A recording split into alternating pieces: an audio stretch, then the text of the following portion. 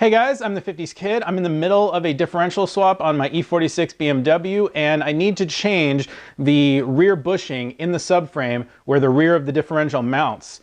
And because the old one actually gets cracked, you know, that's kind of a common problem. So I'm going to show you how to change that in this video. So let's get started. So we're going to do this with this wheel bearing kit. This is obviously for changing press-in wheel bearings. I got this from either eBay or Amazon. I forget, the prices are basically the same. You know, it's the same Chinesium brand wheel bearing kit that you see all over the place. Made in China, you know, a bunch of different brand names. There's no real brand name for it. They're just sold under probably 20 different brand names.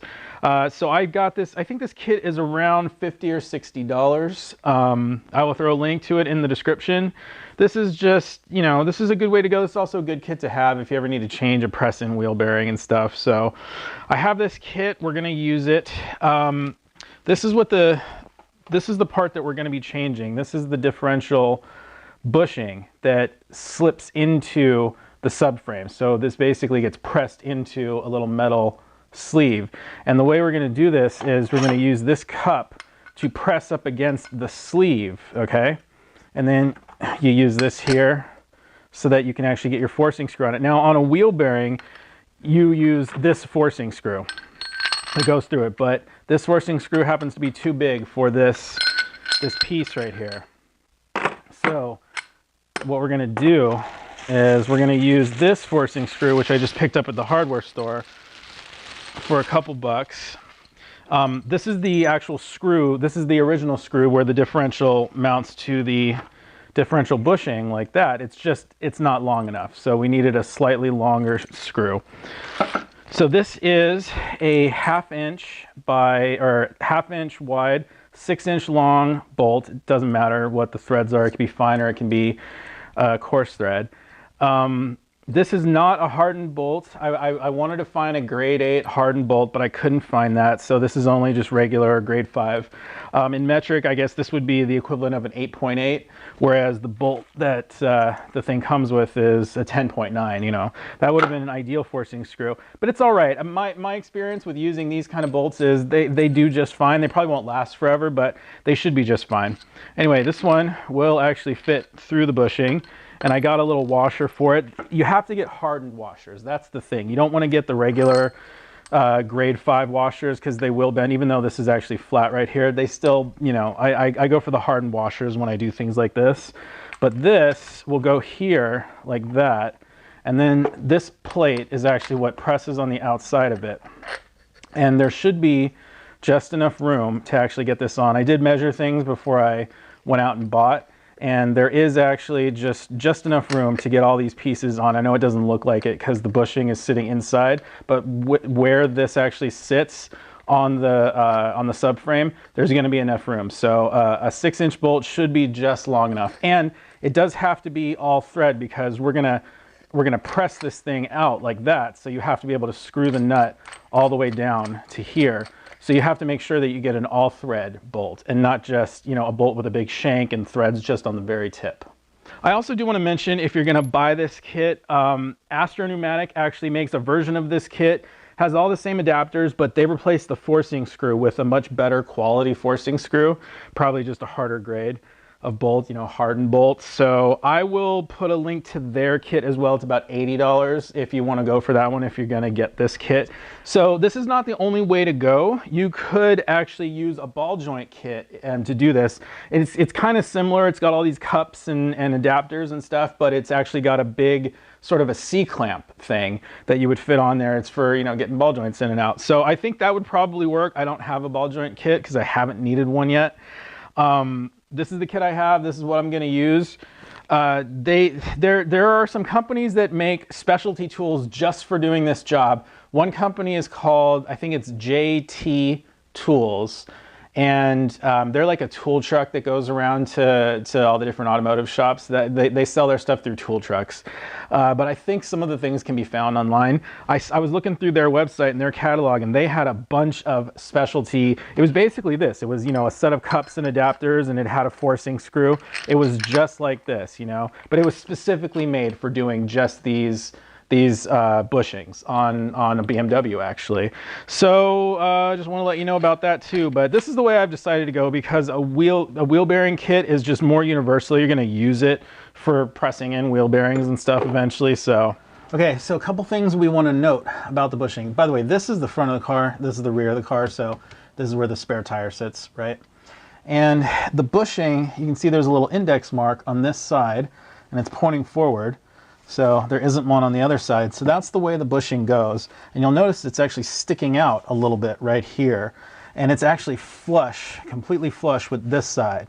So we're going to pull it out this way, and we're going to press it back in, and we need to get it flush with this side. So this is actually why this is going to work. The cup goes on. Our little adapter will go on. Ooh, and I forgot the little... There's actually a smaller adapter that goes on the back that's actually going to push the bushing through. I forgot to grab that. Okay, so this is it. This is the adapter that's going to push on the back of the bearing. You see that it's just big enough to fit the bearing, but it's also going to actually pull through with the bearing. So you just want to pick the appropriate size adapter for doing that. And we don't want to put it that way, because then we're going to be pushing on the center, and that's probably going to crack the rubber. We want the outside to bear against the outside of the bushing right here. So that's going to go on like that. And we should have enough for our nut. And actually, I did grab another washer. Not sure I'm really going to need it though. I should probably put it on there. So you can see here how I've got that little plate aligned on the back of the bushing. You shouldn't need an impact gun to do this, but I have one, so I'm going to use one. It might not even work.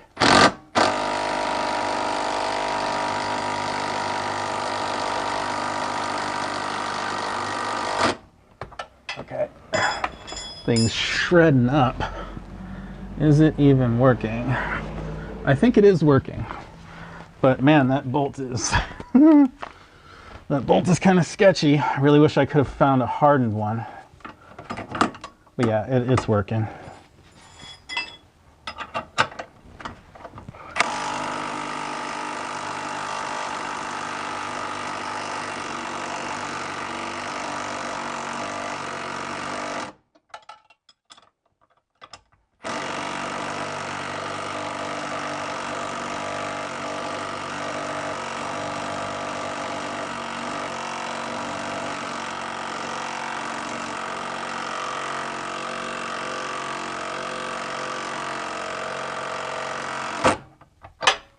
Need to figure out a new way to grab that nut.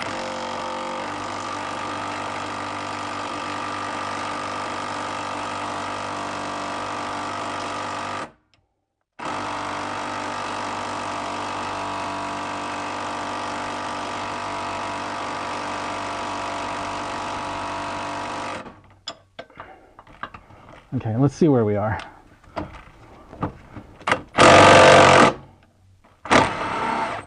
I think we're kind of pretty much there. I can probably just, well, I don't know. Oops. Let's see. How much further are we? Just another like 1/4 of an inch. So we should be able to keep going. The thing that was worrying me is that it was getting a little hard to hold on to the back of this nut, because I had to put the wrench at an angle. That's why usually the wheel bearing kits come with a sort of a long, it's a longer nut that's actually like a nut for joining 2 all-thread rods together. I forgot about that. I could have grabbed one when I was in the hardware store. But yeah, totally forgot. That makes it easier to hold on to the back of it. So if you can, make sure you grab one of those nuts. I think it's called a coupling nut. So I would have needed just like a 1/2 inch coupling nut. I think this is 1/2 inch - 13 threads per inch. Anyway, let me reassemble this all back together, and maybe we can get at the last few inches, or the last 1/4 of an inch. Let's keep going.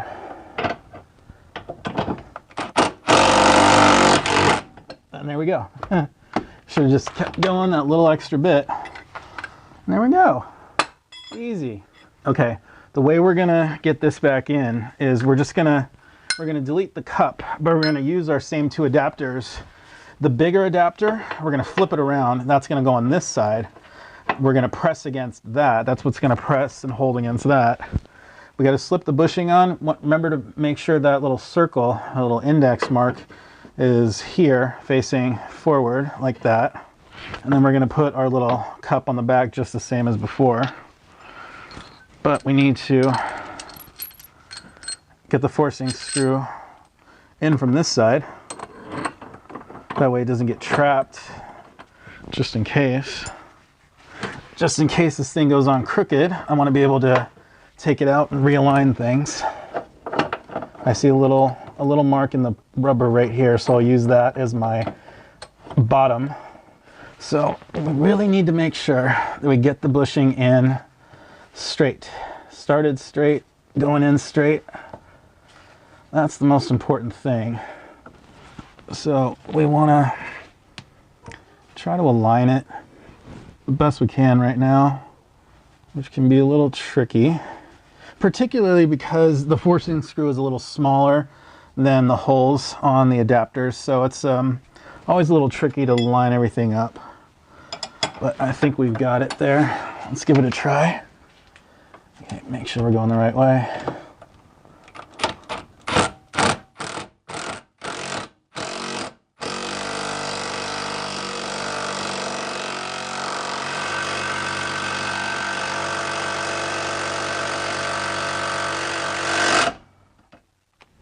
Oh, okay, I think I'm deaf.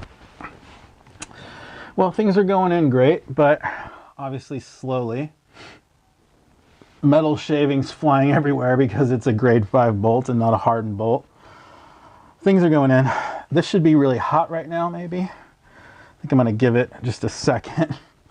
And maybe I'll go get a fresh battery for my impact. Okay, I got some hearing protection too. It's a little concussive down here. Fresh battery. This is a little bit misaligned. In fact, you know what? I think I'm gonna grab a bigger cup to actually press on the outside of this, because there's no reason it needs to be this small. So I'm gonna get just a little bit bigger adapter for back here. That way it'll just press in better. So I think this adapter is probably a little better. The problem with using one of these adapters is that this inner part, this little inner part right here, is actually sticking out past the outer race right here. So every time I'm pressing on this, I'm sort of flexing the rubber a little bit, which I don't quite want to do. So I can use this to push against the back. That should be fine. So let me get everything reassembled. You know what, guys, I'm glad I stopped when I did, because my forcing screw is actually hitting up against the back of that bracket right there. And I don't want to cause damage to that bracket. So what I need now is actually a shorter forcing screw. So I'm probably just going to grab a different one, like a different bolt from my kit. So yeah, I mean, I guess 2 different forcing screws needed just because of that back bracket right there. I'll measure the one that I get, you know, once I pull it out. Probably it just would have been a good idea to get like a, I don't know, 4-inch long screw as well, but I should have something that'll work in this situation. Actually, I think what I'm going to do is I'm going to use another cup as a spacer, and I actually have this this thrust bearing here.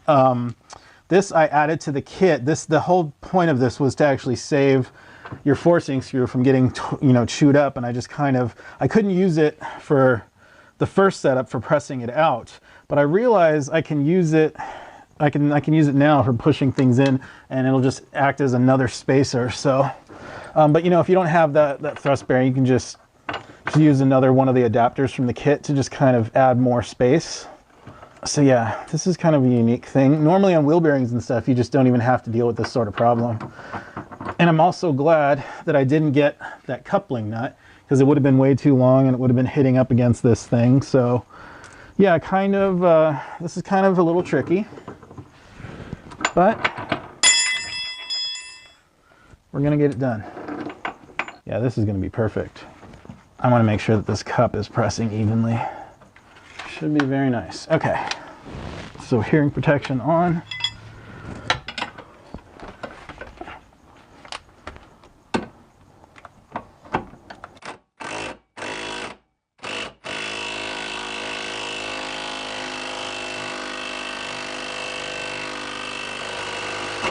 and it stopped, which means that it bottomed out against the back cup, which means we should be perfectly aligned. Yep. So we can see that's where the old line was. Yeah, we're absolutely perfect. So there we go. We got our new bushing in. Okay, so obviously having an impact wrench makes that go so much faster, so much easier, but you can totally do that by hand. It'll just take a little bit longer, a little more effort, but totally doable. All you really need is that wheel bearing kit and a 1/2 inch, 6 inch long bolt. So hope you enjoyed the video. If you did, give me a thumbs up. I'm the 50s Kid. Thanks a lot for watching.